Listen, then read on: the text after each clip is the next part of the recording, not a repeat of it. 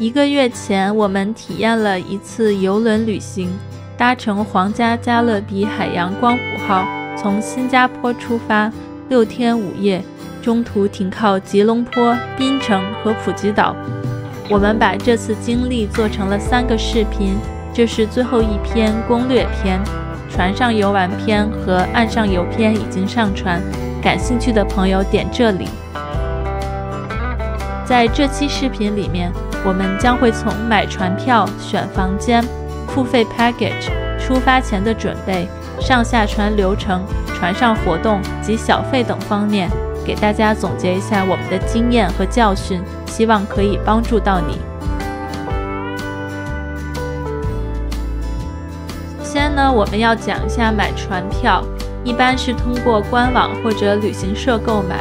旅行社有时候会跟邮轮公司有一些合作，比如我们订的是海洋光谱号6天5夜，12月初出发的航程，10月底预定的时候，阳台房的价格在官网上显示是每人9000港币出头，旅行社额外给了我们每人300块的优惠，所以大家千万不要忽略旅行社这一个渠道哦。接下来是选择房间，一般邮轮公司会有4种房型，包括内舱房、有窗户的房间、有阳台的房间，还有套房，价格上差异也很大。我们综合考虑之后选择的是阳台房，这个时候船公司就会问你，是不是想自己挑选房间，还是让船公司来分配。如果让船公司来分配房间的话，价格会相对便宜不少，但是这个风险就是有不小的几率会被分配到有遮挡的房型。如果自己挑选房间的话，其中有无遮挡，也有视线部分遮挡。有遮挡的房间会相对便宜一些，有的时候差价能达到几千块，因为遮挡房间视野差异比较大。如果比较介意这个的话，就选择无遮挡的房间。阳台房里面，阳台的大小也有区别，但价钱不一定是说阳台大了就更贵，完全取决于该类型房间的供求。至于楼层的选择，我们的建议是不要选择公共活动区域周围的房间，可能会吵，尤其是运动场下面的房间，白天会有碰碰车、篮球、足球活动。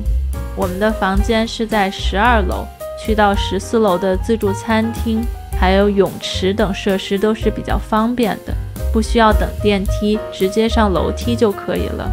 有的时候电梯要等很久，像海洋光谱号大概有16层，如果是住在中间的楼层的话，上下做一些活动都需要搭乘电梯，上楼梯的话又比较久。至于船头与船尾的选择，我们觉得没有什么分别，当时订的比较晚，所以只有船尾的房间了。从电梯间到船尾的房间要走几分钟，不是很方便，建议大家最好预定离电梯间比较近的房间。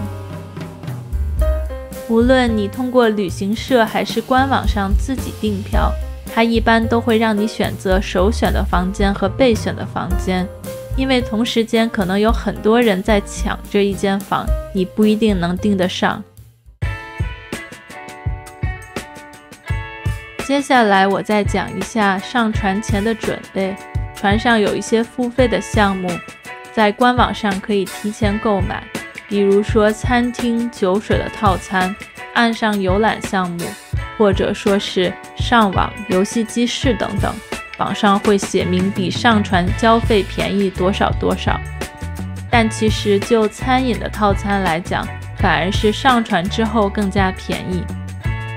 登船之后，在安全演示的地方会有工作人员来推销付费餐厅的套餐，通常都是1+1的，选择2个餐厅，工作人员给我们额外的折扣，基本上是人均400港币一顿，比网上要便宜。皇家加勒比上面的付费餐厅大概有7、8家吧，最出名的是牛扒馆、铁板烧和 Wonderland， 如果没有试过的可以去尝试一下，服务跟食品质量还是要比免费餐厅好不少的。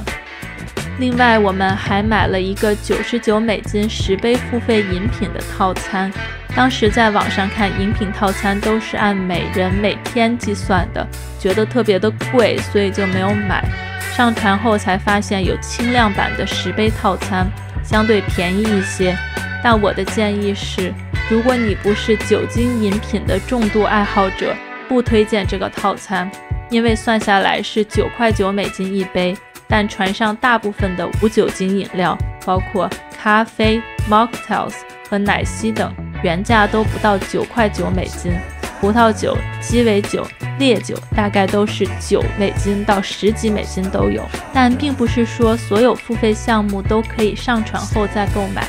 就我们自己的经验来讲，我们购买了12支依云水的优惠套餐，这个套餐好像在登船之后就不提供了。另外，我们还参加了 All Access Tour， 怕位置没有，所以就是在网上提前预定的。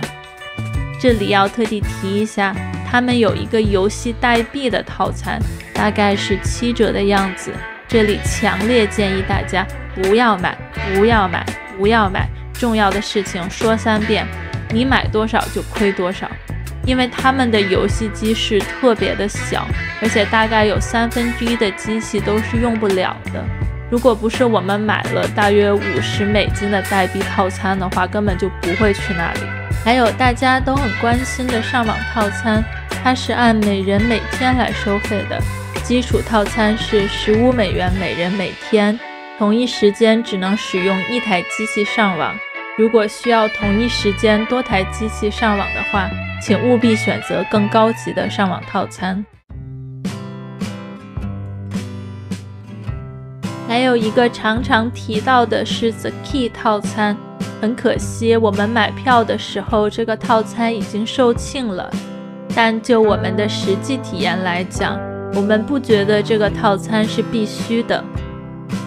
这个套餐的好处就是可以提前上下船，看节目有专属座位。我们预定的登船时间是下午2点多，到达之后并不需要排队，一切都非常的丝滑顺畅。至于下船，我们没有选择行李服务，所以任何时段都可以走，也是非常的丝滑。至于看节目是否需要专属座位，我认为如果你不是对一个节目有着很高的要求，船上的剧场其实都不大，所以大部分座位都能保证你获得一个不错的观看体验。The Key 套餐还包含一个附赠的午餐，但实际上我们2点多登船之后，在那个270咖啡厅做安全演示。那个时候它的餐厅也开了，很多人就是在那边边看边吃，所以不用担心饭的问题。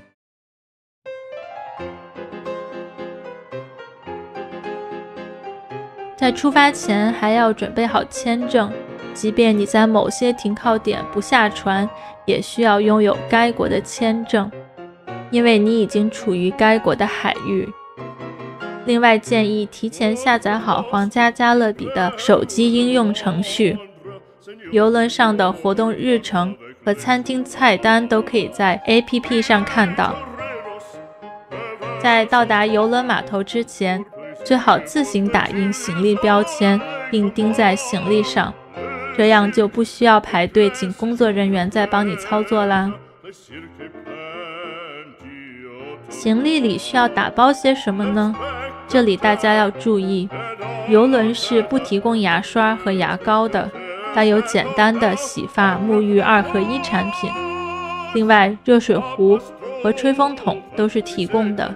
建议大家准备好一些常用的药，因为邮轮上看病比较贵。停靠点的货币最好也能提前兑换好，因为下去不一定有兑换门店，或者说即便有，汇率也不是很好。还有要带的就是转换插头，这里给大家看一下船上的插头是什么样子的。如果有需要的话，最好还是多备几个转换插头。另外上邮轮时也要注意，有一些常见的违规品是不能带上船的，这里给大家列了几项，如果有需要的话，大家可以截个图。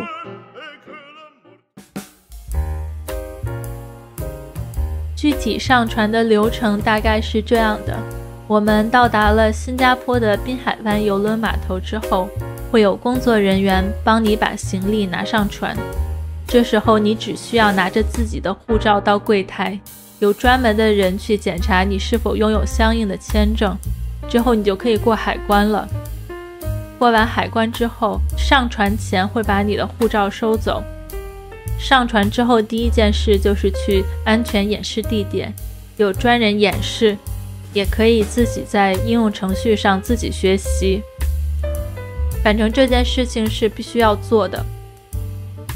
像我之前说的，这时候会有一些工作人员来推销付费餐厅的套餐，当天在主餐厅也会有一些推销，但他们不是那种过分推销，你说不要他们就走了，这点不需要担心。之后就可以去房间了，行李已经到达房间门口，在门牌上可以找到你的 Sea Pass， 这个就是船上的通行证。你在船上的消费也可以刷这张卡，因为是连着你的账户的。你在停靠的城市上下船也需要这张卡，它是不会给你护照的，所以你只能靠这张卡。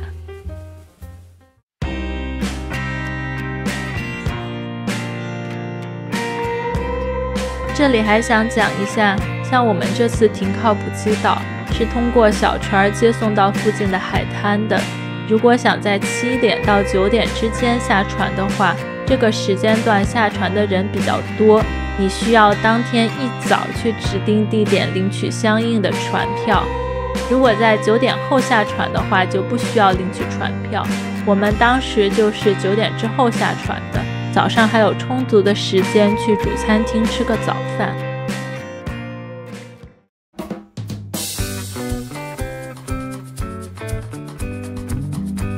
至于船上的活动，最有名的就是丝绸之路的演出。这个演出会有好几场，建议上船的第一天就在应用程序上预定，是很容易预定到理想的时间的。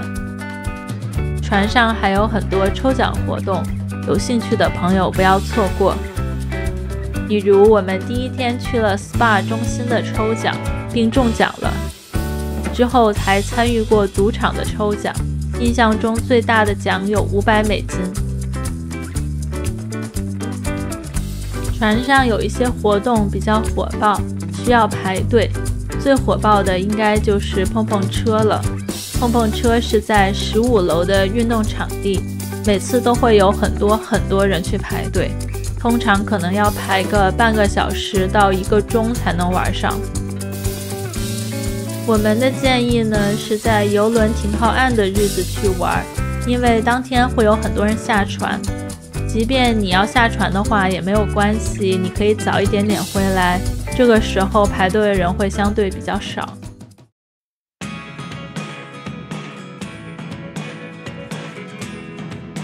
至于船上的用餐呢，我们订的比较晚，所以已经无法选择我们的用餐时间。如果拥有自己的用餐时间的话，你在主餐厅用餐会把你安排到固定的座位，会有固定的服务员来服务你。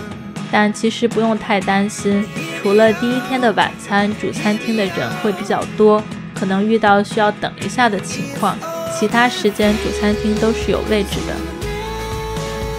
其实我更喜欢14楼的自助餐厅，因为选择的种类比较多。当天主餐厅提供的大部分食物，自助餐厅上也会有。在自助餐厅用餐还有一个好处，就是你可以把食物带回房间吃。大部分餐厅晚上9点就停止营业了，只有披萨店是夜晚营业的。除此之外，你还可以叫 room service， 会有一个7.95美金的服务费。我们只叫了早餐，其中欧陆早餐是不需要花这个服务费的，美式早餐的话就需要付。一般邮轮在最后一天的晚上，自助餐厅会供应比较昂贵的食材，像是虾蟹这种，还有巧克力瀑布，所以最好不要在最后一天晚上预订付费餐厅啦。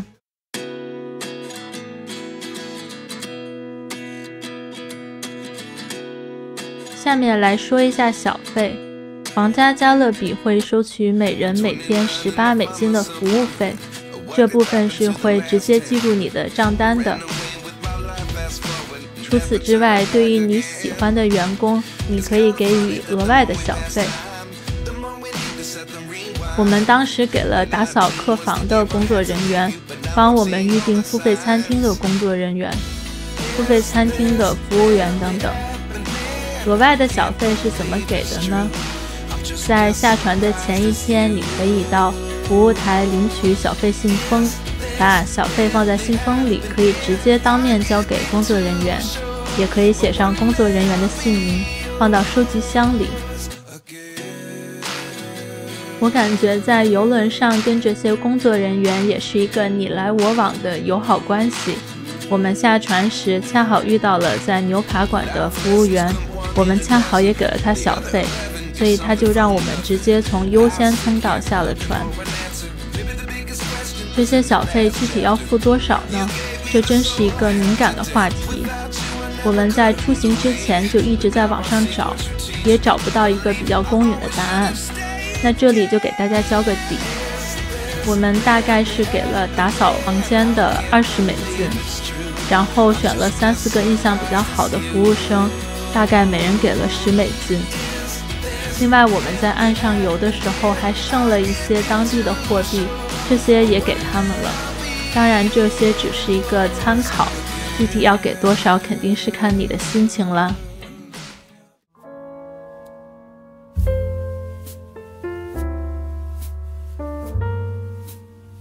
下船的前一天会安排特定的时间让你去领护照，如果错过了这个时间呢，就需要到服务台去领取。我们就是玩得太开心了，把这事儿给忘了，到服务台排了好久的队，也耽误了不少的时间。至于下船的安排，这就取决于你需不需要行李服务。如果需要的话，就要前一天晚上把行李放在门口，会有工作人员帮你拿下船。你需要提前预约下船时间，如果某一时间下船的人特别多，就需要排队。但我们行李比较少，所以就选择自行拿行李下船，不需要提前预定下船时间，任何时间都可以走。最后再提一句，我们在新加坡上船跟下船，在新加坡大家用的比较多的打车软件是 Grab， 没有的话可以提前下载，因为新加坡是打不到 Uber 的。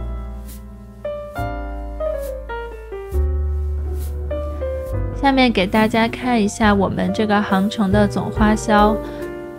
其实必要的花费只有上网套餐和固定小费，两项加在一起大概400美金2人。